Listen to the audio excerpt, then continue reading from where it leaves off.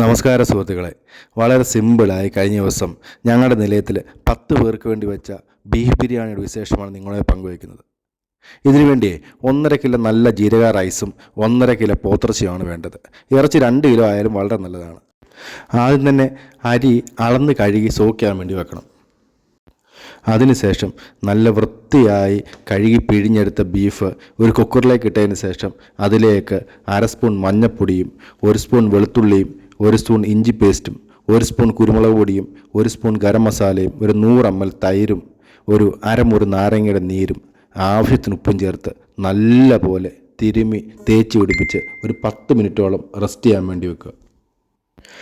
ഈ സമയം കൊണ്ട് 1 കിലോയ്ക്ക് ഒരു 400 ഗ്രാം സവാളയും 250 ഗ്രാം തക്കാളി എന്ന കണക്കിൽ ഒരു 600 ഗ്രാം സവാളയും 400 ഗ്രാം തക്കാളിയും ഒരു 50 ഗ്രാം വീതം വെളുത്തുള്ളി ഇഞ്ചിയും ഒരു 50 ഗ്രാം പച്ചമുളകും എന്നിവ അരിഞ്ഞെടുക്കണം. കൂടാതെ 2 സവാള വളരെ ചെറുതായിട്ട് കനം കുറഞ്ഞു അരിഞ്ഞെടുക്കണേ. അതിനുശേഷം നമ്മൾ കുക്കറിൽ മാഗ്നേഷൻ ചെയ്ത് വെച്ചിരിക്കുന്ന ബീഫ് ഒരു 3-4 വിസിലടിക്കുന്നിടം വരെ ഇൻഡക്ഷനിലോ ഗ്യാസ് അടുപ്പിലോ വേവിക്കുക. ഇതേ സമയം തന്നെ ബിരിയാണി ദം ചെയ്യാൻ ഉദ്ദേശിക്കുന്ന ഉരുളിയിൽ ഒരു 100 ml സൺഫ്ലവർ ഓയിൽ ഒഴിച്ച് നമ്മൾ ചെറുതായി അരിഞ്ഞു വെച്ചിരിക്കുന്ന സവാളയും അണ്ടിപ്പരിപ്പും മുന്തിരിയും വറുത്ത് കോരിയെടുക്കുക. ഒരു ബ്രൗൺ കളർ എത്തുന്നതാണ് അതിൻ്റെ ശരിയായ പരുവം. അതിനുശേഷം നമ്മൾ വറുത്ത് കോരിയ അതേ എണ്ണയിലേക്ക് തന്നെ നമ്മൾ അരിഞ്ഞു വെച്ചിരിക്കുന്ന ശേഷിക്കുന്ന സവാളയും വെളുത്തുള്ളിയും ഇഞ്ചിയും പച്ചമുളകും ഇട്ട് നല്ല രീതിയിൽ വഴട്ടിയെടുക്കുക. അതിലേക്ക് 2 സ്പൂൺ മല്ലിപ്പൊടിയും ഒരു 1/2 സ്പൂണ് കളറിന് വേണ്ടി മാത്രം മുളക് പൊടിയും ഒരു സ്പൂണ് ഗരം മസാല ഇട്ട് 1/2 സ്പൂണ് കുരുമുളക് പൊടിയും 1 നുള്ള് മഞ്ഞൾപ്പൊടിയും ഇട്ട് നല്ലവണ്ണം വഴട്ടി ഒരു പരുവാക്കിയെടുത്ത് അതിലേക്ക് നമ്മൾ വേവിച്ച് വെച്ചിരിക്കുന്ന ബീഫ് എടുത്ത് തട്ടി നല്ല വൃത്തിയായിട്ട് ഒരു കുഴമ്പ് രൂപത്തിലാവുന്ന രീതിയിൽ പരുവാക്കിയെടുക്കുക.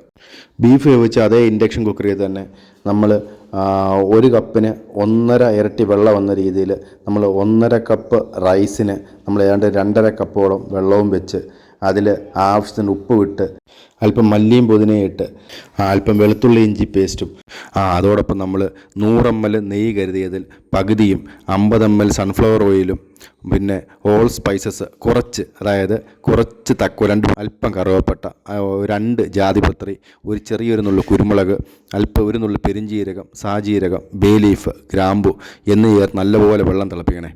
അതിലേക്ക് നമ്മൾ കഴുകി വെച്ചിരിക്കുന്ന അരി ഇട്ട് കൊടുക്കണം. ഒരു 10 മിനിറ്റ് ആകുമ്പോഴേക്കും വെള്ളം നല്ല വറ്റി നമ്മുടെ അരി ഒരു 90% വെന്ത് കിട്ടും. ഇനി അവസാനഘട്ട പരിപാടികളാണ്. നമ്മൾ വേവിച്ച് വെച്ചിരിക്കുന്ന ബീഫിൻ്റെ പാത്രത്തിലേക്ക് വെന്ത റൈസ് കോരിയിടുക. അതിൽ മേൽച്ചോറ് അടിയിലും അടിച്ചോറ് മുകളിലും വരുന്ന രീതിയിലാണ് നമ്മൾ ചോറിടേണ്ടത്. വറുത്ത് വെച്ചിരിക്കുന്ന അണ്ടിപ്പരിപ്പും മുന്തിരിയും സവാളയും കുറച്ച് മല്ലിയിലയും പുതിനയിലയും കുറച്ച് കൈതച്ചക്ക ചെറുതായിട്ട് അരിഞ്ഞതും 100 ഗ്രാം നെയ്യിൽ ശേഷിക്കുന്ന നെയ്യ് ഒഴിച്ചു കൊടുത്ത് അരമുറി നാരങ്ങയുടെ നീരും പിഴിഞ്ഞ് ചേർത്ത് 1 നുള്ള് കുരുമുളക് പൊടിയും അല്പം ഗരം മസാലയും മുകളിൽ വിതറി കൊടുക്കണം. അതിനുശേഷം അടച്ചു വെച്ച് 5 മിനിറ്റ് ഗ്യാസ് അടുപ്പിൽ ചെറിയ തീയിൽ ഒന്ന് ചൂടാക്കുക. ശേഷം ചെറിയൊരു വെയിറ്റ് വെച്ച് 10 മിനിറ്റ് കൂടെ അടച്ചു വെക്കുക. നമ്മൾ വളരെ ചെറിയ അളവിൽ നമ്മൾ ഗ്യാസിലും ഇൻഡക്ഷനുമായിട്ട് ചെയ്തുകൊണ്ട് നമ്മൾ ദമ്മിടാൻ വേണ്ടി നമ്മൾ മൈദ ഉപയോഗിച്ച് ടൈറ്റ് ചെയ്യുകയോ നമ്മൾ കനൽ ഉപയോഗിക്കുകയോ ഒന്നും ചെയ്തില്ല. ജസ്റ്റ് നമ്മളൊരു 5 മിനിറ്റ് ഫ്ലെയിം കൊടുത്തതിന് ശേഷം ലോ ഫ്ലെയിം കൊടുത്തതിന് ശേഷം നമ്മൾ ഒരു 10 മിനിറ്റ് അടച്ചു വെക്കുക മാത്രമാണ് ചെയ്തത്. ഇതിനിടയ്ക്ക് നമ്മൾ അല്പം ബീഫ് ഫ്രൈയും കൂടെ ഉണ്ടാക്കിയായിരുന്നേ.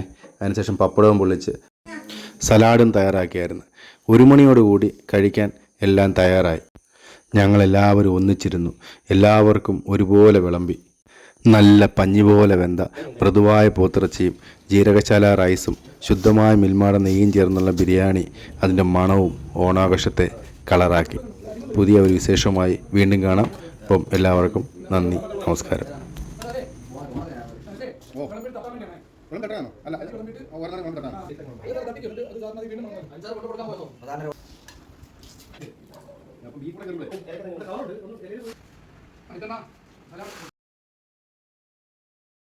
സാറ് ബിരിയാണി എങ്ങനെയുണ്ട്?